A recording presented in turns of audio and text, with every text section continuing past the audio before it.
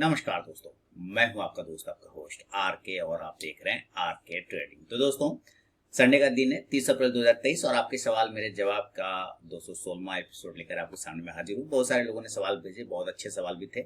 कुछ stocks related है, कुछ साइकोलॉजी रिलेटेड है, तो इन सब चीजों को ध्यान में रखिएगा। और दूसरा, कोई भी प्रश्न बाइंग और सेलिंग की सलाह नहीं होगी यहाँ पे। अगर स्टॉक रिलेटेड क्वेश्चन होगा तो ठीक है, तो उस पर आप अपने फाइनेंशियल एडवाइजर से सलाह मशवरा जरूर करें। प्योर एजुकेशनल वीडियोज है, आपके कंफ्यूजन को दूर करने की कोशिश करूंगा। टेलीग्राम चैनल और आरके ट्रेडिंग मोबाइल ऐप को डाउनलोड कर सकते हैं, जहां पे आपको लाइव मार्केट में कॉल मिलता है। प्रीमियम स्विंग कॉल्स को अगर प्राप्त करना चाहते हैं तो मेरे लिंक के थ्रू आप अकाउंट ओपन करें। एस्प्रेसो, फायर, सेलेस, blue Angel, One Zerodha, Samco की सेट में, फिर मैं आपको अपने प्रीमियम स्विंग ट्रेडिंग ग्रुप में ऐड कर लूंगा। तो देखिए, सबसे सवालों को सिलसिला शुरू करते हैं और देखते हैं कि सबसे पहला सवाल किनका है। तो एक सवाल है संदीप जी ने इंदौर से ही लिखा है इनका, और ये थोड़ा जल्दबाजी में थे, सैटरडे की जगह फ्राइडे को ही इन्होंने भेज दिया था। तो संदीप जी लिख रहे हैं कि मेरे पास टाटा केमिकल के 30 शेयर हैं जिसकी एवरेज प्राइस 980 है। 1 मंथ का होल्ड कर सकता हूँ, स्टॉप लॉस और टारगेट क्या हो सकता है। देखिए, टाटा केमिकल है इनका शेयर, है ना, क्या है, टाटा केमिकल, और 1 मंथ ये होल्ड कर सकते हैं जैसा कि ये लिख रहे हैं। तो सर 1 मंथ आप होल्ड कर सकते हैं, पहले आपने लिया कब है? हो सकता है लेने से ही 1 मंथ हो गया हो, बात समझिए, लेने से ही 1 मंथ हो गया हो, ऐसा भी तो हो सकता है, चांसेस बनते हैं ना क्या, कि लेने से ही 1 मंथ हो गया। चलिए कोई बात नहीं, फिर भी अभी आपने 980 की बाइंग है, और चूंकि ये 952 पे जल्दबाजी में आपने भेज दिया फ्राइडे को, इसीलिए ना कोई दिक्कत वाली बात नहीं है सर। देखिए, आप ना इस स्टॉक्स में टाटा केमिकल में आपको थोड़ा समय देना होगा। समय इसलिए देना होगा क्योंकि अभी ये ब्रेकआउट लगभग करने के कगार पर है, किया नहीं है, एक सिनेरियो पैदा कर रहा है, ये एक सिनेरियो पैदा कर रहा है जैसा कि चार्ट दिखा रहा है कि हाँ ये ब्रेकआउट कर सकता है, लेकिन रेजिस्टेंस वही एरिया है जो आपका प्राइस है 980। ये बड़ी कैंडल देख रहे हैं ना, ये ठीक 980 का ही प्राइस है, यही रेजिस्टेंस है जो आपका प्राइस है। जब तक इस प्राइस के ऊपर नहीं निकलेगा तब तक ब्रेकआउट मुश्किल है। हाँ, यहाँ पे आपको करना क्या है कि एक स्टॉप लॉस को मेंटेन करना है, और स्टॉप लॉस आपको 880 रुपए का लेके चलना होगा। अगर ये 880 के नीचे निकल गया तो फिर आप उम्मीद छोड़ दीजिए। हाँ, अगर ये 970 के ऊपर निकलता है तो होल्ड कर लीजिएगा, फिर आपको 1000 और 1030 तक के टारगेट भी देखने को मिल सकता है। संदीप साहब, तो ये संदीप जी का इंदौर से सवाल था जिसका जवाब मैंने आपको दे दिया है, और फीडबैक जरूर दीजिएगा। हालांकि लोग देते भी हैं और बढ़िया से देते हैं, कहने समझ रहे हैं ना। आगे बढ़ता हूँ। एक सूरज जी हैं बीकानेर से, वो लिख रहे हैं सर LNT में head and shoulder daily chart पे इन्वर्स बना है, क्या मैं सही हूँ? अगर हाँ तो क्या एंट्री की जा सकती है? Please guide and suggest SL and target and expected timeline, यानी कि समय के साथ कि कब तक हो सकता है, कब तक जाएगा, 2 महीना जाएगा, 4 महीना जाएगा, इनका ये मतलब है।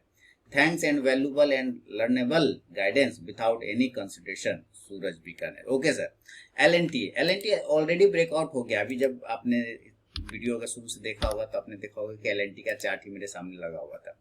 तो LNT को मैं एनालाइज कर रहा था, काफी दिनों से कर रहा था। ब्रेकआउट मेरी एंट्री भी है 2200 के आसपास से मैंने स्विंग में एंट्री किया हुआ था, और यहाँ 2364 आ गया है, तो ठीक इसी ट्रेंड लाइन के पास में एंट्री किया है। आपने जो इमेज भेजा है वो नीचे से इस तरह से भेजा है। मैं यहाँ पर पेन टूल को ओपन करता हूँ, और फिर आपने जो भेजा है कुछ इस प्रकार से भेजा है ना, आपने इस तरह से बना के भेजा, ये ऐसे इस तरह से और ऐसे करके भेजा है ना, inverse head and shoulder pattern. देखिए, आप उसको ध्यान से देखिएगा तो आपको पता चलेगा ये हर वक्त एक राउंडिंग बॉटम बना रहा है। ये क्या बना रहा है? हर वक्त एक राउंडिंग बॉटम बना रहा है। आप यहाँ पे भी देखेंगे तो इसने राउंडिंग बॉटम का ब्रेकआउट किया, आप यहाँ पे भी देखेंगे तो इसने एक राउंडिंग बॉटम का ब्रेकआउट किया, यहाँ पे भी देखेंगे तो 1 रेजिस्टेंस 2 रेजिस्टेंस और ये 3 था, उसको ब्रेक किया। अब ये जो रेजिस्टेंस एरिया था यहाँ सपोर्ट बना लिया, इसलिए यहाँ पर आपका ट्रेडिंग अच्छा बन रहा था।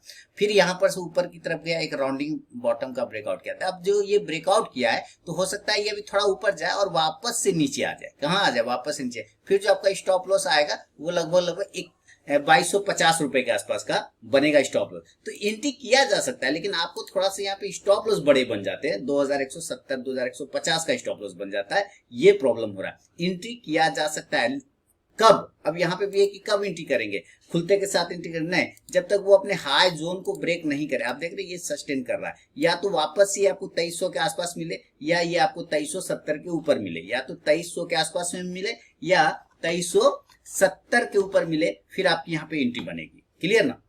तो इसका ध्यान रखना, या तो 2370 के ऊपर या 2300 के आसपास, यानी कि वापस से इस सपोर्ट एरिया के पास आ जाए। और अगर ये 2200 के आसपास मिल जाए तो फिर कहना ही क्या, 2200 तो बहुत ही जबरदस्त सपोर्ट एरिया बना रहा है। 2200 पे अगर आप देखते हैं तो यहाँ पर एक जबरदस्त सपोर्ट एरिया बनाता है। आपको मैं यहाँ पे ड्रॉ करके दिखाता हूँ। ये अगर नीचे इस तरह से आता है तो इस जगह पर आने की कोशिश करेगा, फिर यहाँ से इस तरह से ये बाउंस करके ऊपर जा सकता है। तो ये सारे एरिया हैं जब आपके एनालिसिस बिल्कुल सही है, आप बिल्कुल सही जगह पे जा रहे हैं, बिल्कुल सही तरीके से कर रहे हैं, करते रहिए, स्टडी पे ध्यान दीजिए। अब है कि कितना समय में, देखिए ये समय, यही दिक्कत है स्टॉक मार्केट में, यही प्रॉब्लम है। अभी देखिए चाइना कर देगा ताइवान पे हमला, और मैं यहाँ बोल दूंगा कि अभी 10 दिन में हो जाएगा, ऊपर चला जाएगा। और उधर चाइना कर देगा ताइवान पे हमला, जाएगा, उसका है औकात, वो चला जाएगा? नहीं जाएगा, गिर जाएगा।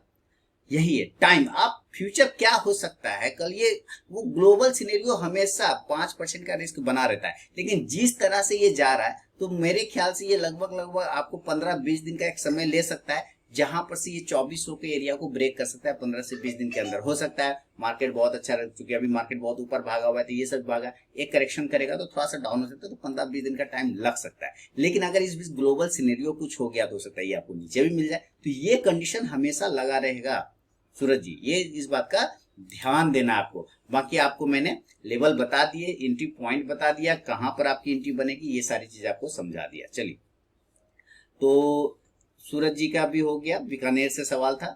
और देखिए बीकानेर के बाद चलते हैं आगे। मैं जरा सा सवालों को निकाल लूं, है ना, ताकि बढ़िया से और भी देख लूं। एक सवाल है, सुमित वर्मा जी ने लिखा है, और ये कहां से इन्होंने लिखा है, कटियार अमन, अच्छा कानपुर से लिखा है। ये एक अमन कटियार जी हैं, उनका दोस्त है, ये उनके दोस्त है सुमित वर्मा। ये लिखे हैं, अमन कटियार ने आपके बारे में बताया तो जिज्ञासा हुई कि आपकी ट्रेडिंग स्टाइल देखी जाए। देखने पर पता लगा कि आपके मार्केट को लेकर समझ काफी अच्छी है। इसके लिए आपको शुभकामनाएं। बहुत बहुत धन्यवाद सर। मैं पिछले 4 साल से मार्केट में हूँ। ऑप्शंस ट्रेडिंग लास्ट 1 ईयर से स्टार्ट की है और समझ भी रहा हूँ मार्केट के चलन को। शब्दों पे ध्यान दीजिएगा, मार्केट के चलन को ये समझ रहे हैं। अब ये है कि सर ये कैसे पता चलेगा, पहला सवाल है ये कैसे पता चलेगा कि जब भी मार्केट किसी राउंड लेवल जैसे 42,500 या 43,000 को निकालने की कोशिश करता है तो वो उसे डायरेक्ट निकाल देगा, या पहले कॉल बायर को मार्केट से निकालेगा और फिर ऊपर जाएगा। ठीक है, ठीक इसका उल्टा लेवल ब्रेकडाउन पर कैसे समझे और एंट्री कैसे बनाए। क्या मार्केट के ऊपर जाते समय टाइम रिट्रेसमेंट पर पुट में स्कैल्पिंग की जा सकती है, अगर हाँ तो रीजन बताएं।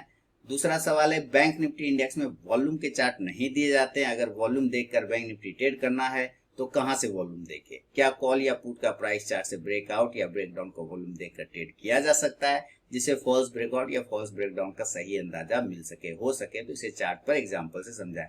देखिए खिचड़ी, मेरी कुछ शब्द ऐसी होगी सुमित जी जहां पे आपको लगेगा कि हट कर गया, अरे वाह इतना जोर से मार दिया, बहुत बहुत कमीना आदमी है ये, आर के जो है बहुत कमीना आदमी है, इतना कड़ा बात कैसे बोलता है।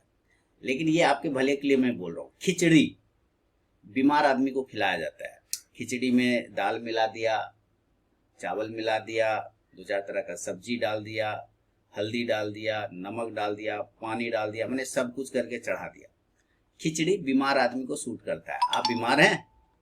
अपने आप से पूछिए, क्या आप बीमार हैं? आंसर आएगा नहीं नहीं सर मैं एकदम फिट हूँ। जब आप फिट हैं तो दिमाग में खिचड़ी क्यों पका रहे हैं सर? इतना ज्यादा कंफ्यूजन क्यों रखे हैं?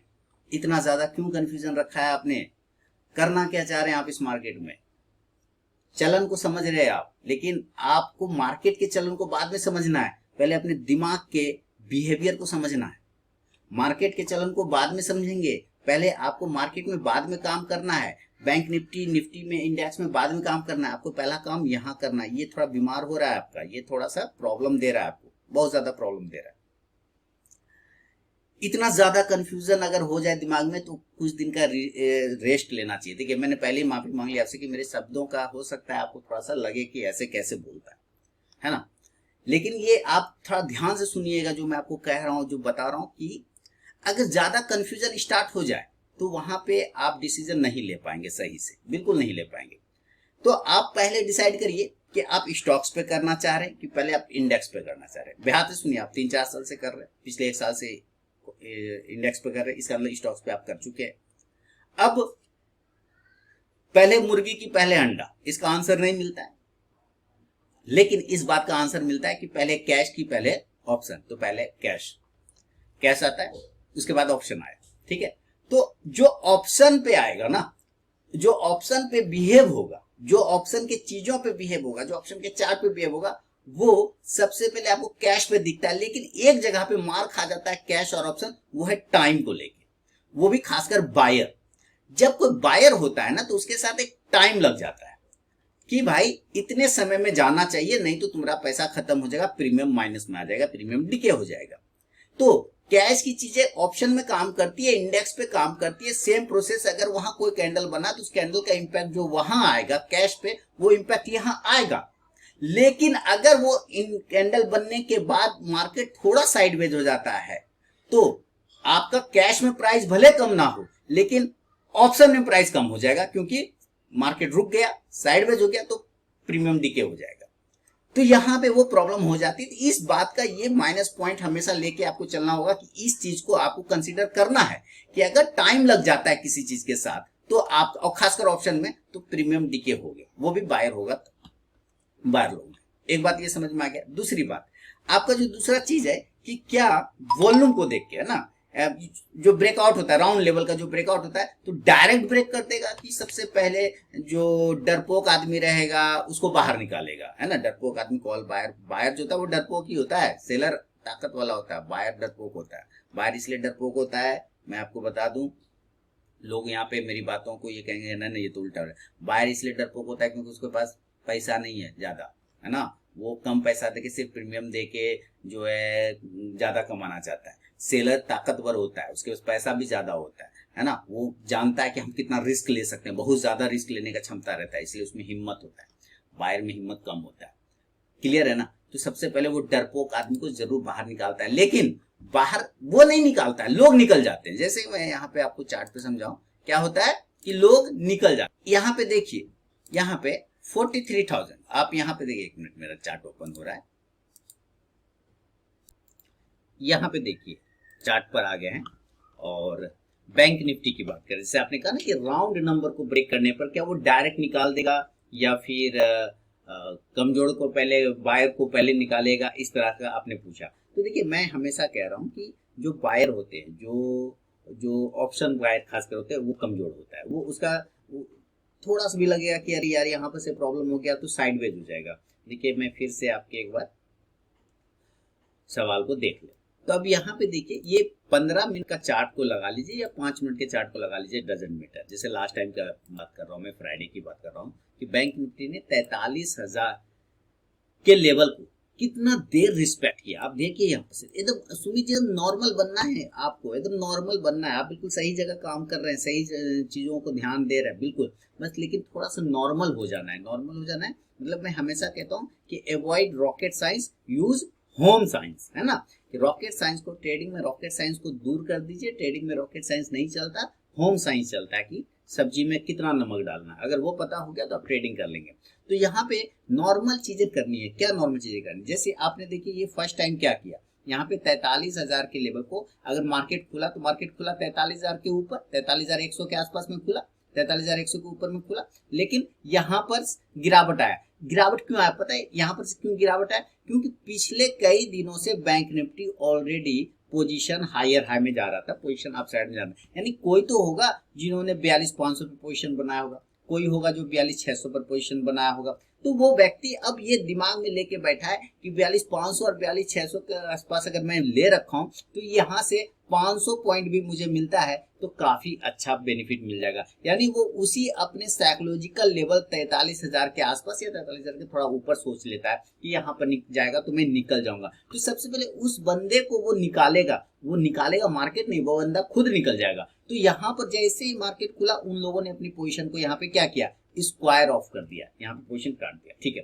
तो यहाँ पर से वो लोग निकले जिसका एग्जिस्ट पोजीशन था, जो पहले से पोजीशन बना के बैठे हुए थे, वो निकल गए। अब नीचे आने के बाद जब ये 43,000, देखिए ध्यान से 43,000, आप अगर लाइव ट्रेड फ्राइडे वाला वीडियो देखेंगे तो आपको मिल जाएगा। मैंने कहा था कि 43,000 के नीचे रहने पे आपको नीचे का लेवल मिलेगा 42,800 तक जा सकता है वापस से, बहुत अच्छा रहा तो 42,700 तक, अदरवाइज 43,50 के ऊपर फिर से निकल जाएगा तो वो पॉजिटिव हो जाएगा। तो यहाँ पर 43,000 के नीचे निकला तो हम लोगों ने पुट लिया था और उसमें तुरंत से हमें 3700 या 3500 का प्रॉफिट बन गया था, आप जाके देखें। तो यहाँ पर सेम वही तरीके से साइकोलॉजिकल लेवल कि 43,000 जो नीचे से आदमी बैठा वो 43,000 पे निकल जाएगा, लेकिन जो वो व्यक्ति जो कि सेल साइड में जाना चाह रहा है वो भी अपनी साइकोलॉजिकल लेवल के साथ बैठा है कि भाई 43,000 के नीचे आने पे ये ऑटोमेटिक कमजोर हो जाएगा, क्योंकि ह्यूमन टेंडेंसी होता है, ह्यूमन नेचर होता है, सोशल जो लाइफ में आप करते हैं वही मार्केट में होता है। तो सोशल लाइफ में आप क्या करते हैं, सब्जी वाले से खरीदते हैं आलू, कि आलू कैसे दिए भैया, वो कहेगा 30 रुपया, आप कभी उसको नहीं बोलेंगे कि तुम 29 रुपया 75 पैसा में दो हमको आलू, नहीं बोलेंगे, आप बोलेंगे यार 29 रुपया में दो ना, यार 25 रुपया में दो ना, यार 20 रुपया में दो ना। इस तरह से कभी भी पॉइंट पे बात नहीं करेंगे, तो किस में बात करेंगे, हमेशा राउंड नंबर को बात करेंगे। तो यहाँ पे वही ह्यूमन टेंडेंसी काम करता है कि ठीक 43,000 के नीचे अगर आएगा तो जो लोग पहले से निकले हुए वो तो जो पहले से घुसे वो तो निकलेगा ही निकलेगा, लेकिन जो नया एंट्री करना चाहता है सेल साइड में वो 43,000 के नीचे करेगा। तो यहाँ पर आया और चूंकि 42,800 700 पहले भी सपोर्ट था, वहां से बाउंस किया था, तो यहाँ पे भी साइकोलॉजी बना है कि यहाँ पर से ये ऊपर चला जाता है। तो देखिए यहाँ पर से ये ऊपर गया, लेकिन कहां जा सकता है या नहीं जा सकता है, यहाँ पे भी ये है कि अगर ये वापस से 43,000 के ऊपर सस्टेन करने लग गया, अगर ये वापस से 43,000 की यानी उस साइकोलॉजिकल लेवल के ऊपर सस्टेन करने लग गया तो बहुत ज्यादा चांस बनता है ये ऊपर चला जाएगा। मैंने लगभग 2:15 या 2:15 या 2:30 बजे के आसपास में एक एंट्री छोटा सा यहाँ पर लिया हुआ था और एक अच्छा बेनिफिट बना, उसको मैं रिकॉर्ड नहीं कर पाया क्योंकि उस पर मैं रिलायंस डिजिटल गया हुआ था,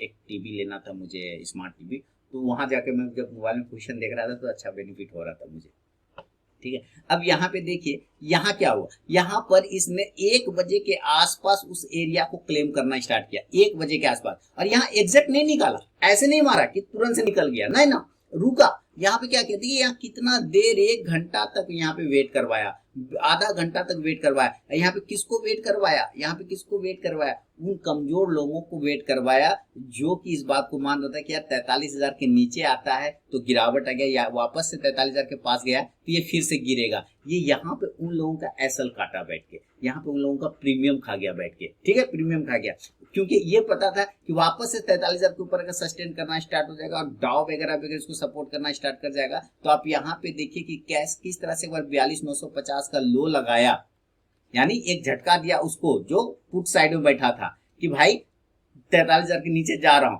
उसको काटा और यहाँ पर से उसके बाद भागना स्टार्ट हो गया। तो एक बार में नहीं भागेगा, वो रुकेगा, हर साइकोलॉजिकल लेवल पर वो रुकता है, थोड़ी देर जरूर। हाँ, कभी कभी ऐसा भी होगा, कोई फिक्स फॉर्मूला नहीं होता कि ये जरूरी रुके, नहीं, सीधे 43,000 को ब्रेक किया तो 43,100, 43,200, 43,300 ऐसा भी भाग सकता है, लेकिन बहुत मैक्सिमम टाइम होता है जहां पर राउंड नंबर पे आप सब्जी वाले से बहस करने लग जाते हैं, हम लोग बहस करने लग जाते हैं, धनिया 10 रुपया दो ना, मिर्चाई 10 रुपया दो ना, है ना, हम लोग कभी मिर्चाई नहीं बोलेंगे 8 रुपया 75 पैसा मिर्चाई दो ना, नहीं, उसी राउंड नंबर पे हम लोग बहस करने लगाते हैं कि सेलर और बायर का बहस हो जाता है। तो उसी तरह से यहाँ पर भी राउंड नंबर पे सेलर और बायर का बहस हो गया।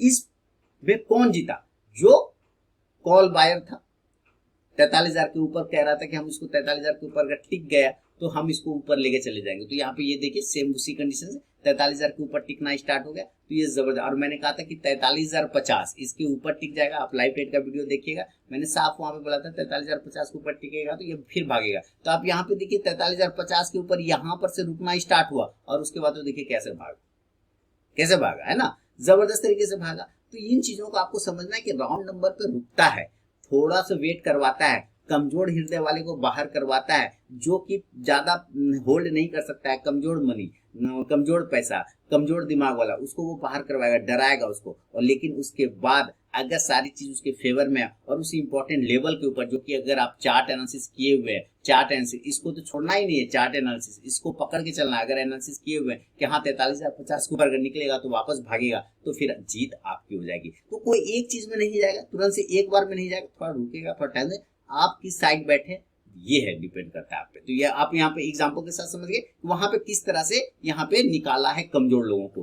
पहले यहाँ पर निकाला, दूसरा बार यहाँ पे निकाला। हाँ, अगर ये वापस से कमजोर कब होता, जब इस लेवल को 42,800 के लेवल को, जो कि इसका इंपॉर्टेंट प्राइस आ रहा था, अगर इसके नीचे ये सस्टेन करना स्टार्ट हो जाता ना, तो समझिए 42,500 तक वापस आ जाता, फिर ये 42,500 तक आ जाता है। लेकिन हम लोग ये भी देख रहे हैं पिछले कई दिनों से ये 42,700 800 के नीचे जा ही नहीं रहा है। तो फिर से वहां पे क्या दिमाग में साइकोलॉजी आ रहा है कि नहीं, इस एरिया से ये बाउंस करता है, तो हम तो सब्जी 8 रुपया में लेंगे, धनिया तो 8 रुपया पे खरीदेंगे। तो देन देखिए बैंक निफ्टी 42,800 पे खरीदा और फिर से ऊपर भागा, 8 रुपया में लेंगे और 10 रुपया में बेचेंगे, तो यहाँ 43,000 में फिर निकल गया। और कुछ लोग कह रहा है नहीं नहीं नहीं नहीं, हम 43,000 के ऊपर लेंगे और तब ये जो है इसका भाव और बढ़ जाएगा, क्योंकि जो लोग 8 रुपया पे लिया है वो 43,000 पे भी जरूरी नहीं कि सारा लोग निकलेगा, कुछ लोग रुकेगा, जो ताकत वाला है तो ऊपर के भाव पे फिर निकलने की कोशिश करेगा, वो लोग फिर और एंट्री कर लेगा दोबारा से। तो इस चीज को आप समझ गए भली भांति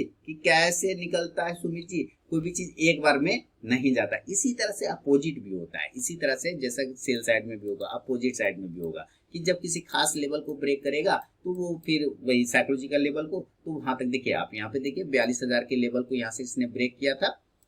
आप यहाँ पर से देखिएगा तो आपको पता चल जाएगा कि 43,000 के लेवल को ब्रेक किया था, तो कहाँ तक आया था, ये आ गया आपका 43,000 ऊपर का लेवल देखिएगा, है ना। यहाँ से 42,800 42,900, तो यहाँ से जब ये ब्रेक करके आया तो 42,500 तक आ गया, फिर से वो राउंड नंबर से चला, राउंड नंबर तक आया 42,800 से, जो कि सपोर्ट एरिया बन रहा था, वो पहले रेजिस्टेंट था, वहां से नीचे आया तो कहाँ तक आया, 42,500 तक आया, देख रहे हैं। तो इसी तरह से, लेकिन ये भी एक बार में नहीं आएगा, ऐसा नहीं, यहाँ पे भी देखिए आपको टाइम बिताएगा, यहाँ पे भी देखिए टाइम बिताएगा, टाइम बिताता है, एक बार में नहीं आता है। अब कुछ चीजें मार्केट में हो गई कि खट खट खट खट चला गया, देखिए यहाँ पे जैसे तुरंत तुरंत तुरंत चला गया, कुछ चीजें ऐसी हो जाती है मार्केट में कि एग्जैक्ट चलाता है यहाँ, लेकिन मैक्सिमम टाइम वो क्या करेगा, मैक्सिमम टाइम में वो पहले टाइम बिताता है, कमजोर पैसा वाला को बाहर निकालता है। इस चीज को समझ गए ना, फीडबैक जरूर दीजिएगा। दूसरा है कि वॉल्यूम के चार्ट तो इंडेक्स में नहीं दिए जाते, नहीं, उसके लिए आपको फ्यूचर का चार्ट देखना पड़ेगा, ठीक है। बैंक निफ्टी में वॉल्यूम का चार्ट नहीं दिया जाता, इंडेक्स के में वॉल्यूम का चार्ट नहीं मिलता है, आपको फ्यूचर का चार्ट देखना पड़ेगा। अदरवाइज अगर आप ऑप्शन चेन को एनालाइज कर पाते हैं तो आप ऑप्शन चेन के एनालाइज को देख के ट्रेड कर सकते हैं। स्काल्पिंग क्या होता है कि एक किसी, जैसे इस एरिया के ऊपर मुझे लेना है, तो यहाँ पे लिया और तुरंत से 10 पॉइंट 20 पॉइंट में निकल गया, उस पर क्वांटिटी बड़ी होती है, क्वांटिटी बड़ी लिया 5 पॉइंट 10 पॉइंट में निकल गया तुरंत से, वो हुआ स्काल्पिंग। तो अगर आप फास्ट ट्रेडर, एक्यूरेसी अच्छी है कि नहीं, हमें यहाँ पे जैसे 42,500 के ऊपर निकला तो 42,50 पे निकल जाएगा, 42,550 पे निकल जाएगा, क्वांटिटी ले लेगा 1,000 और 20 पॉइंट ही मारा, तो कितना हुआ आपका 2,000 रुपये बन गया।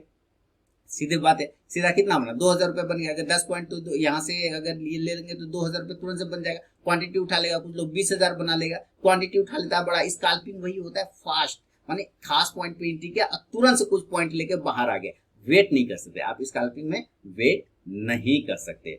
तो आप समझ गए वॉल्यूम कहाँ देखना है, आपको इंडेक्स के चार्ट पे देखना है। दूसरा उससे ज्यादा बेहतर है आप उसका बैंक निफ्टी का चेन देख लीजिए, कॉल पुट का पीसीआर देख लीजिए, दोनों का ऑप्शन चेन का एनालाइज कर लीजिए, तो आपको वॉल्यूम का देखने का जरूरत भी नहीं पड़ेगा सुमित जी। तो उम्मीद है ये चीजें आप समझ गए। अब रिट्रेसमेंट पे आप क्या कहा कि स्काल्पिंग, तो यही है ना, ये रिट्रेसमेंट है, ये रिट्रेसमेंट एरिया, ये रिट्रेसमेंट एरिया, ये रिट्रेसमेंट एरिया, बिल्कुल आप स्काल्पिंग कर सकते हैं ऊपर भी, क्यों नहीं करेंगे। ये रिट्रेसमेंट एरिया क्यों नहीं कर सकते, बिल्कुल कर सकते। आपको सबका अपना अपना स्टडी होता है, सबका अपना अपना। जैसे मैं अगर राहुल द्रविड़ को बोलूंगा कि तुम बोलता अगर उस वक्त कि भाई तुम ऐसा करो, क्रिस गेल की तरह खेलो, खेल पाते, वो नहीं खेल पाते क्रिस गेल की तरह। क्रिस गेल को बोलूंगा कि भाई तुम राहुल द्रविड़ की तरह खेलो, खेल पाएगा, उससे रुका ही नहीं जाएगा। कहने का मतलब हर एक का अपना नेचर होता है ट्रेड करने का, हर एक का अपना बैटिंग स्टाइल होता है बैटिंग करने का। तो आपका क्या नेचर है ना। अगर आप जरूरी नहीं कि जो स्काल्पर है वो एक होल्ड करके बैठने की क्षमता रखता है, और जो होल्ड करके बैठने की क्षमता रखता है वो स्काल्पिंग कर लिए, जरूरी नहीं। सबका अपना अपना नेचर होता है। आप अपने नेचर को आइडेंटिफाई करिए कि आप किस तरह के नेचर के आदमी हैं, ट्रेडिंग स्टाइल आपका क्या है, ट्रेडिंग नेचर आपका क्या है, उस नेचर को आइडेंटिफाई करिएगा तो आप जरूर स्काल्पिंग भी कर सकते हैं, होल्ड भी कर सकते हैं, एग्जैक्ट एंट्री भी बन सकती है। बस आपको अपना नेचर पता होना चाहिए सुमित वर्मा साहब। तो ये थे सुमित वर्मा जी के सवाल पर मेरा अपना जवाब। अच्छा सवाल है, ऐसे सब सवाल आते हैं तो मजा आता है। हालांकि मेरे शब्दों पे मैं दोबारा माफी मांगना चाहूंगा सुमित जी कि मैंने जो पहले कहा, खिचड़ी बीमार आदमी खाता है। दिमाग में अगर खिचड़ी बनने लग जाए, समझिए आपको रेस्ट की जरूरत है, खिचड़ी नहीं बनाना है। Avoid rocket science, use home science, always remember, हमेशा याद रखिए, हमेशा स्टॉक मार्केट में होम साइंस चलता है, रॉकेट साइंस नहीं चलता है, एकदम अवॉइड करना है इसको। चलिए, और सुमित वर्मा जी के बाद चलते हैं। कौन सा सवाल है जरा देखे तुम्हें, एक सवाल और भी है, बहुत सारे सवाल एक्चुअली। जुबेर कुरैशी साहब सऊदी अरेबिया से लिख रहे हैं अगला सवाल। एनी स्टॉक 52 वीक हाई के नियर है, बाय अपॉर्चुनिटी किस तरह सर्च करें स्विंग ट्रेडिंग के लिए? सर आपको बता दो था, पिछले बार भी आपने सेम सवाल पूछा था जुबेर साहब, थोड़ा समय निकालिए, अपना कीमती समय निकालिए। ईद खत्म हो गया सर, ईद खत्म हो गया, ईद के टाइम में आपने सवाल भेजा था, उसका आंसर मैंने दे दिया था। हो सकता है ईद के व्यवस्था के कारण आपने सवाल नहीं देखा होगा, जवाब मैंने दे दिया था सर पिछला वाला में, आप जाकर उस वीडियो को देखिए, आपको आंसर मिल जाएगा। दोबारा रिपीट करके भेज दिया सर, सवाल भेजने से पहले आप ये भी तो देख लीजिए जो भेजा है उसका आंसर मिला कि नहीं, वो मैंने दे दिया था सर मालिक, है ना, आप देखिए ना पुराना वाला वीडियो, पिछले सप्ताह वाला। चलिए, अब सुनील शर्मा साहब बलिया यूपी से लिख रहे हैं, सर क्या लिख रहे हैं, बाय एसपीएल इंडस्ट्रीज 65 रुपये 25 पैसा, buy Indo Remedies, Indo Amines 89 रुपये 20 पैसा, HDFC Life 528, Borosil Renewable 489। Short term level कहाँ तक है? ओके, तो ये 3-4 शेयर के नाम भेज रहे हैं। मैं बता दूं कि यहाँ पर मैं कोई भी पर्सनल बाइंग और सेलिंग की सलाह तो बिल्कुल भी नहीं दे दूंगा, ये तो आपको पता ही है। तो यहाँ पे हम लोग इनका एक एक को देख लेते हैं। एसपीएल इंडस्ट्रीज को इन्होंने लिया हुआ है, और कितने भाव पे लिया है? 65 रुपये 25 पैसे पे लिया, 67 रुपये पे चल रहा है। देखिए 71 से 2 का एक हर्डल है इसके पास में, और अगर उसको ब्रेक करता है तो ये फिर आपको 77 तक के टारगेट दिखाएगा सुनील जी, क्लियर है? चलिए, इंडो एमाइंस की बात कर रहे हैं, लेकिन नीचे स्टॉप लॉस भी रखिए, स्टॉप लॉस भी थोड़ा जरूरी है इसमें, 60 रुपीज का कि स्टॉप लॉस रख लीजिए आप, है ना।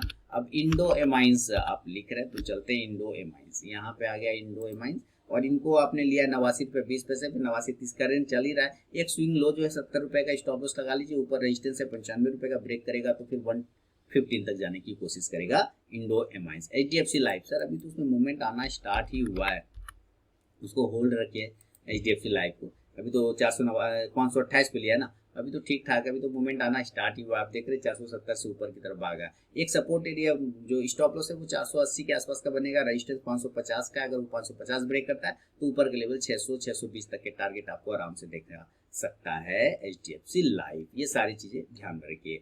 इसके अलावा आपने बोरोसिल रेनवल लिया है सर, तो चलते हैं हम लोग बोरोसिल रेनवल की तरफ।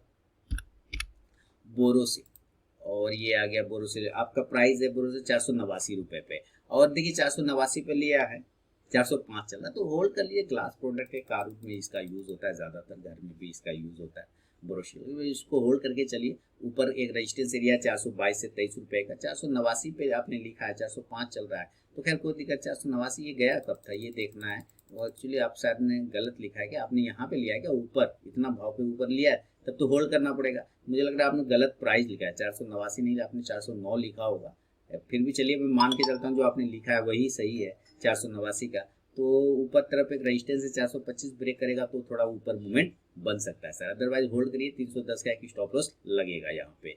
तो ये है सुनील शर्मा जी बलिया यूपी से, आपके सवाल पे मेरा अपना जवाब। और आगे बढ़ता हूँ, एक बार फिर से देख लेता हूँ अगला सवाल किसका बचा हुआ है।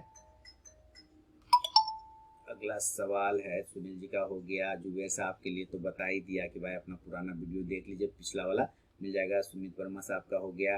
राघवेंद्र कुलकर्णी जी का एक सवाल है, इन्होंने लिखा है डियर सर, अच्छा राघवेंद्र कुलकर्णी जी बेंगलोर से, इन्होंने लिखा है डियर सर नमस्कार, my question is one on your Friday के दिन का क्वेश्चन है, put option buy Thursday night, गुरुवार के रात को Dow Jones close with approximately 500 points, अब 500 पॉइंट डाउ जो है ऊपर था।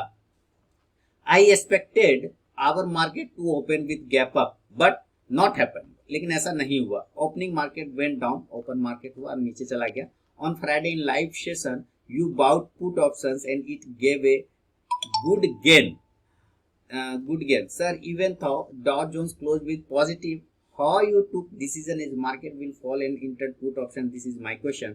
One more thing, in spite of associating with you for a very long time, still we are unable to catch up your speed and consistency, क्या लिखा है, speed and accuracy. Hats off to you sir Raghavan. देखिए sir, पहली बात तो डाउ ऊपर close हुआ कि नीचे क्लोज हुआ अपने को फर्क ही नहीं पड़ता। मैं हमेशा कहता हूँ डाउ ऊपर क्लोज आए नीचे क्लोज आए उससे क्या फर्क पड़ता है। एक दिन पहले हमने चार्ट एनालिसिस तो किया था, हम लोग डेली करते हैं चार्ट एनालिसिस, डेली प्राइस को देखते हैं, तो हमें तो अपने उस चार्ट से और प्राइस से मतलब है। 43,000 के ऊपर रहोगे तो मैं खरीदूंगा, 43,000 के नीचे रहोगे तो मैं बेचूंगा, 43,000 के नीचे रहोगे तो मैं पुट ऑप्शन खरीदूंगा, 43,50 के ऊपर निकलोगे तो मैं कॉल ऑप्शन खरीदूंगा। यही सिंपल सा लॉजिक था, सिंपल सा फंडा था। सेम वही हुआ, 43,000 के नीचे आया तो पुट ऑप्शन लिया, 43,050 के ऊपर गया, 100 के ऊपर गया तो कॉल ऑप्शन लिया। बस यही तो काम करना है। इसलिए डाउ कहाँ जाता है नहीं जाता डजंट मैटर, हमें उससे कोई लेना। पड़ोसी का घर को देख देख के क्यों खुश होना है, पहली बात ये समझिए। पड़ोसी के घर को देख देख के क्यों दुखी होना है, ये समझिए। हमें अपने चार्ट को देखना है, चार्ट के प्राइस को देखना है और उस प्राइस पे आपको बिहेव करना है। सिंपल सिंपल बात है। दूसरी बात है एक्यूरेसी और स्पीड। सर वो तो रखना पड़ेगा, स्पीड नहीं रखेंगे इंट्राडे में अगर आप ट्रेड करते हैं और अगर स्पीड नहीं रखेंगे तो काम नहीं हो पाएगा। स्पीड तो आपको ट्रेडिंग में रखना पड़ेगा, एंट्री एग्जिट फास्ट करना पड़ेगा, क्योंकि इंट्राडे एकदम फास्ट काम करना होता है तभी आप प्रॉफिटेबल बन सकते हैं, अदरवाइज नहीं कर सकते। रही बात की एक्यूरेसी, वो तो स्टडी से आएगा, चार्ट एनालिसिस से आएगा राघवेंद्र साहब। बाकी आपने जो फीडबैक दिया, जो लिखा, उसके लिए बहुत बहुत धन्यवाद। और अपने चार्ट को स्टडी करिए सर, अपने चार्ट के लेवल को पढ़िए, अपने चार्ट एनालिसिस को समझिए, प्राइस को पकड़िए और देन उस पर आप बिलीव के साथ ट्रेड करिए। Execution is more important thing, execute करना बहुत इंपॉर्टेंट है। चार्ट एनालिसिस तो बहुत कोई लग कर लेते हैं सब कुछ, लेकिन लाइव मार्केट में एग्जीक्यूट नहीं कर पाते, और वो एग्जीक्यूशन ही सबसे बड़ा पार्ट होता है। नेट प्रैक्टिस कितना भी कर लीजिए, फील्ड में उतरने के बाद अगर आप उसको नहीं प्ले कर पाए फिर क्या फायदा आपके नेट प्रैक्टिस का। तो एग्जीक्यूशन बड़ा इंपॉर्टेंट है और वो आपको आपके प्रैक्टिस से ही आएगा, बाकी किसी से नहीं आएगा। तो ये राघवेंद्र कुलकर्णी जी बेंगलोर से सवाल लिखा था। अच्छा सवाल है सर, आपका बहुत बहुत धन्यवाद, इसके लिए फीडबैक जरूर दें आप सारे लोग। अब आगे है एक घनप्रीत सिंह साहब लिख रहे हैं चंडीगढ़ से। इन्होंने लिखा है क्या ये समझते हैं। इन्होंने लिखा है बहुत लंबा चौड़ा इनका सवाल भाई। पहले लिखा है कि गुड आफ्टरनून सर, आशा करता हूँ कि आप परमात्मा की कृपा से कुशल मंगल होंगे। धन्यवाद सर, आप भी कुशल मंगल रहिए। सबसे पहले आपका तहे दिल से शुक्रिया। आपकी स्विंग कॉल से अच्छा प्रॉफिट होता है और एक विनती है, आप स्विंग की जगह इंट्राडे कॉल्स कहा कीजिए, क्योंकि ज़्यादातर आपके टारगेट सेम डे ही आ जाते हैं। मैं काफ़ी दिनों से हॉस्पिटल में एडमिट था और यकीन मानिए सभी बिल्स आपके स्विंग कॉल से ही पे किए। मेरे कई फ्रेंड्स ने आपके वीडियोस को देखकर ही ट्रेडिंग सीख रहे हैं और अपने घर का थोड़ा बहुत खर्चा निकाल रहे हैं। उनकी तरफ से भी आपका धन्यवाद। थैंक यू सर, बहुत बहुत ऐसे सब फीडबैक बहुत मोटिवेशन का काम करते हैं मेरे लिए, बहुत बहुत धन्यवाद सर। अब इनका सवाल है कि जब कोई स्टॉक अपने ओल्ड रेजिस्टेंस या सपोर्ट को ब्रेक करता है तो हमें पता होता है कि कितना मूव दे सकता है, लेकिन अगर कोई स्टॉक अपने लेटेस्ट रेजिस्टेंस या सपोर्ट को ब्रेक करे और हायर हाई या लोअर लो बनाता है तो कैसे पता करें कि कितने परसेंट का मूव देगा, चाहे अपसाइड या डाउन साइड। जैसे कि आईटीसी न्यू हाई बनाता जा रहा है। दूसरा है कि कंसोलिडेशन एंड एक्यूमुलेशन में क्या डिफरेंस है। ये वीडियो तो दे दिया सर, एक्यूमुलेशन और ये कंसोलिडेशन, ये दोनों ही मैंने वीडियो बना के दे दिया है। आप मेरे यूट्यूब चैनल पे जाइए, आपको मिल जाएगा वो वीडियो मैंने दे दिया। एक्यूमुलेशन और डिस्ट्रीब्यूशन वाला वो मैंने, कंसोलिडेशन वाला वो मैंने बता दिया सर, कंसोलिडेशन क्या होता है, एक्यूमुलेशन क्या होता है। मैं फिर से एक डिटेल वीडियो कोशिश करूँगा बनाने का। मैंने ऐसे, आप मेरे चैनल पर सर्च करेंगे एक्यूमुलेशन और डिस्ट्रीब्यूशन कंसोलिडेशन तो आपको मिल जाएगा। दूसरा, रेड टेप के शेयर के अलॉट हो गए हैं लेकिन डीमेट होल्डिंग में रिफ्लेक्ट हो रहा है, बट अभी सेल की परमिशन नहीं मिली। जब तक वो लिस्ट नहीं होगा आप उसको सेल नहीं कर सकते। ये तो पहले ही मैंने रेड टेप वाले में बता दिया है। एक छोटी सी दुविधा है कि जब हम कोई भी ट्रेड लेते हैं तो एग्जैक्ट रेट पर एंट्री कभी तो मिल जाती है पर कभी कभी फुल क्वांटिटी एग्जीक्यूट नहीं हो पाती। सही है, इसका लॉजिकल रीजन क्या है। क्या बास्केट ऑर्डर से फुल क्वांटिटी एक ही प्राइस पर मिल सकता है। देखिए पहले मैं आपके सारे सवाल देख लूँ। दूसरा, आपकी RSI 60 वाली स्ट्रैटेजी में क्वेश्चन है कि कैंडल ऊपर या नीचे क्लोज होने पर उसके ब्रेकआउट या ब्रेकडाउन पे एंट्री ले या नेक्स्ट कैंडल की बिगनिंग पर ही ट्रेड इंटर करें। नहीं, आप RSI 60 वाली स्ट्रैटेजी की बात है तो वहां पे मैं आपको पहले इसी का आंसर कर दूं कि जो भी कैंडल उसके ऊपर कर रहा है आप उसके हाई को ब्रेक होने दीजिए। पहली बात तो उसका हाई अगर ब्रेक हो जाता है तो आप अच्छे से एंट्री कर सकते हैं। उसके आसपास भी रहेगा तो आप एंट्री कर सकते हैं, ऐसी कोई दिक्कत नहीं है। उसके पास में भी कोई कैंडल बन रहा है तो आप वहां पे भी एंट्री कर सकते हैं, लेकिन आरएसआई उस वक्त हमारा सेम डायरेक्शन में होना चाहिए, 60 के अबव होना चाहिए। इस बात का खास ख्याल आपको रखना है। क्लियर है ना। दूसरा एक्यूमुलेशन डिस्ट्रीब्यूशन की बात करें, जैसे मैं थोड़ा सा चार्ट पे भी आपको बता दूं कि एक्यूमुलेशन और डिस्ट्रीब्यूशन के बारे में। तो देखिए एक्यूमुलेशन कंसोलिडेशन, ये एरिया जो है ना, ये एरिया आपका क्या हो रहा है। देखिए एक्यूमुलेशन और डिस्ट्रीब्यूशन हमेशा टॉप पर होता है और एक्यूमुलेशन हमेशा बॉटम पे होता है। तो बॉटम तब बनता है ना जब ऊपर से आपको सेल किया गया, ठीक है, ऊपर से सेल किया गया। अब ये एक लो बना लिया, मान लीजिए एक लो बना लिया, ध्यान से देखिए। अब इस लो को 2-3 कैंडल ने ब्रेक ही नहीं किया, इस लो को 2-3 कैंडल ने ब्रेक ही नहीं किया। इसका मतलब ये क्या कर रहा है, अब ये यहाँ पे कंसोलिडेट कर रहा है, क्योंकि अगर इसका लो को ब्रेक हो जाता तब तो ये अभी तक डिस्ट्रीब्यूशन चलता रहता, तब तो अभी तक डिस्ट्रीब्यूशन चलता रहता है। लेकिन ये अब चूंकि लोग इसको ब्रेक नहीं कर रहा है, अब ब्रेक करने के बाद ये ऊपर चला गया, तो इसका मतलब यहाँ पे क्या कर रहा है, ये कंसोलिडेट कर रहा है। ये क्या कर रहा है, कंसोलिडेट कर रहा है। और जब ब्रेकआउट हो गया, ये ब्रेकआउट हो गया तो ये एक्यूमुलेट कर गया। ये क्या कर गया, एक्यूमुलेट कर गया। यानी डिस्ट्रीब्यूशन, एक्यूमुलेशन और कंसोलिडेशन, आप समझ रहे हैं। ऊपर से अगर ब्रेकडाउन, ऊपर से एक एरिया बनाने के बाद ब्रेकडाउन किया तो वो डिस्ट्रीब्यूशन, ठीक है, और कंसोलिडेशन देन डिस्ट्रीब्यूशन। नीचे आने के बाद एक लो बनाने के बाद स्टॉक नीचे नहीं जा रहा है तो वहां कंसोलिडेशन, और ब्रेकआउट ऊपर हो गया तो वो एक्यूमुलेशन, और अगर वापस से नीचे आ गया तो वापस से वो डिस्ट्रीब्यूशन। बात समझ रहे हैं, ये चीजें आप समझ गए। एक ही चीज का अलग अलग पार्ट जगह जगह पे बदल जाता है। तो ये एक्यूमुलेशन और डिस्ट्रीब्यूशन इस तरह से आप समझ सकते हैं सर। आरएसआई 60 बता दिया है, एक्यूमुलेशन डिस्ट्रीब्यूशन बता दिया है। दूसरा सुविधा है कि सेम प्राइस पर एग्जिट नहीं। देखिए क्वांटिटी अवेलेबल रहेगा तभी तो। आपने कोई प्राइस पे ऑर्डर लगा दिया, क्वांटिटी अवेलेबल नहीं, 50 की क्वांटिटी आपने 100 लगाया, 50 क्वांटिटी अवेलेबल है सेम प्राइस पे, तो आपको दे दिया, 50 क्वांटिटी पेंडिंग पड़ेगा। अब वो जब वापस उस प्राइस पर आएगा तो आपको फिर मिल जाएगा, और नहीं तो आपको अपना प्राइस को मॉडिफाई करना पड़ेगा, तभी मिल पाएगा। आप चाहे उसको ब्रैकेट ऑर्डर में लगाइए, चाहे जैसे लगाइए, चाहे बास्केट ऑर्डर में लगाइए, जैसे लगाना, आपको क्वांटिटी हम बेचेंगे ही नहीं, आप खरीदेंगे कहां से। बात समझिए, कोई सेलर बेचेगा नहीं उस प्राइस पे, आप खरीदेंगे कहां से। तो सेलर अगर अवेलेबल रहेगा उस प्राइस पे तभी, नहीं तो थोड़ा क्वांटिटी आपको मिल जाएगा, वापस से वो ऊपर चला गया तो उतना का प्रॉफिट होता रहेगा आपको। वो वापस से जब नीचे घूम के आएगा ना तो फिर बाकी प्राइस एग्जीक्यूट हो जाएगा, बाकी स्टॉक क्वांटिटी एग्जिट हो गया, एग्जीक्यूट हो जाएगा अगर उस प्राइस पे अवेलेबल हो जाएगा तो। समझ रहे हैं रणप्रीत साहब। चलिए, और रेड टेप का शेयर आप तब तक नहीं बेच सकते जब तक कि आप वो मार्केट में लिस्ट नहीं हो जाए। इसके बारे में तो मैंने पहले ही बता दिया, जब तक वो लिस्ट नहीं हो जाए आप बेच नहीं सकते। फिलहाल आपके डीमैट में दिखता रहेगा। क्लियर। चल आगे जो आपने लिखा है कॉन्स्टिट्यूशन वो हो ही गया, बता ही दिया, रेड टेप हो गया। अब देखिए, जब कोई स्टॉक अपने ओल्ड रेजिस्टेंस या सपोर्ट को ब्रेक करता है तो आपने जो सवाल लिखा है तो हमें पता होता है कि कितना मूव कर देगा, लेकिन अगर वो नजदीक का लेटेस्ट सपोर्ट रेजिस्टेंस ब्रेक करता है तो वो फिर कितना ऊपर या नीचे जा सकता है, कितना परसेंट मूव करेगा। जैसे आईटीसी, देखिए आईटीसी के आगे एग्जांपल, अगर लेटेस्ट का ब्रेक कर रहा है मतलब पुराना किया है तब तो आप एक रेंज ले सकते हैं कि इतने दिन का है तो वो चल सकता है, वो इतना पॉइंट आना चाहिए होता है।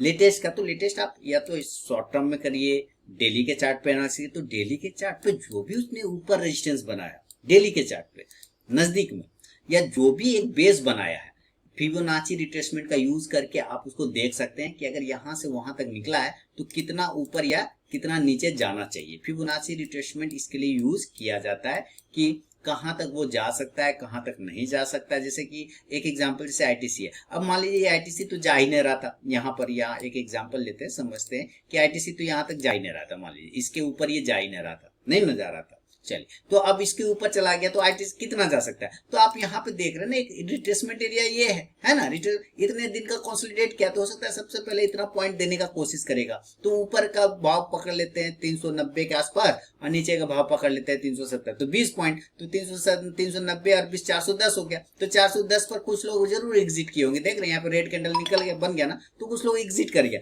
कहने का मतलब है आप नजदीक का सपोर्ट रेजिस्टेंस के हिसाब से ही ऊपर का कर सकते हैं, लेकिन इसके लिए आप फिबोनाची लेवल को भी यूज करना चाहें तो जरूर फिबोनाची यूज कर सकते हैं। अभी वो और कितना ऊपर जा सकता है, लेकिन आप यहाँ पे देखिए कि ये है हमारा फिबोनाची, यहाँ से अगर जीरो बेस बनाते हैं तो यहाँ तक ऊपर गया था, जिसके ऊपर है वो नहीं जा रहा था, अब यहाँ से ये ऊपर चला गया, अब यहाँ से ये ऊपर चला गया, अब ये इसके लिए जीरो का काम करेगा, ये इसके लिए क्या काम करेगा, जीरो का काम करेगा। तो हम अब इसको यहाँ से खींच देंगे, इसको अब हम यहाँ से खींचेंगे, देखिए इसको यहां से खींचेंगे जीरो का। अब ये मेरे लिए जीरो का काम करेगा, ठीक है। और ये तब तक करते रहेंगे हम जब तक ये ऊपर ऊपर चलता रहेगा।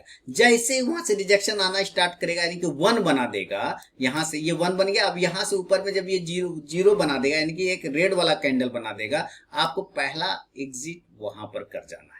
फिर जैसे उसके ऊपर निकलेगा फिर वहां से वो 1 का सिनेरियो बना देगा। तो आप फिबोनाची रिट्रेसमेंट का यूज करते जाइए, ऊपर की साइड में निकलते जाइए। या फिर आप ये समझ लीजिए कि ये हमारा फिबोनाची का लेवल है। इनकेस मान लेते हैं कि ये हमारा फिबोनाची का लेवल है, नीचे से ऊपर यहाँ तक हम खींचे और हमारा सबसे बड़ा गैप ये वाला गैप है, तो हम इस गैप को यूज करने की कोशिश करेंगे। तो आप नजदीक के सपोर्ट रेजिस्टेंस को लेके भी आप नजदीक का टारगेट और रेजिस्टेंस निकाल सकते हैं, कोई दिक्कत नहीं। बाकी कोई लंबा स्टॉक है जो 2-2 साल 10-10 साल बाद आया है, तो अभी वो थोड़ा सा ऊपर की साइड में जाने की कोशिश करेगा। आईटीसी के एग्जांपल में अभी इसमें गेनिंग आएगा 400, अब इसका महत्वपूर्ण सपोर्ट बन गया। खराब ये तब होगा जब ये 400 के नीचे वापस से जाएगा। 400 के नीचे जब तक ये जाएगा नहीं तब तक ऐसा कोई प्रॉब्लम वाली बात है नहीं, ठीक है गणप्रीत साहब। चलिए, ये है गणप्रीत जी के सवाल पे जवाब। अब देखते हैं किनका सवाल मिस हो रहा है, मैं चेक कर लेता हूँ। तो लगभग दोस्तों सारे सवालों का जवाब मैंने दे ही दिया है। उम्मीद है थोड़ा वीडियो बड़ा भी बन गया है। आप देखिए पूरा बहुत ही एजुकेशनल सवाल थे आज के, बहुत ही अच्छा जवाब लगा मुझे देने में, बहुत कुछ सीखने और समझने को भी आप लोगों को मिला होगा। पसंद आया तो जरूर फीडबैक करें। मिलूंगा अब नेक्स्ट वीडियो में, तब तक के लिए बहुत बहुत धन्यवाद।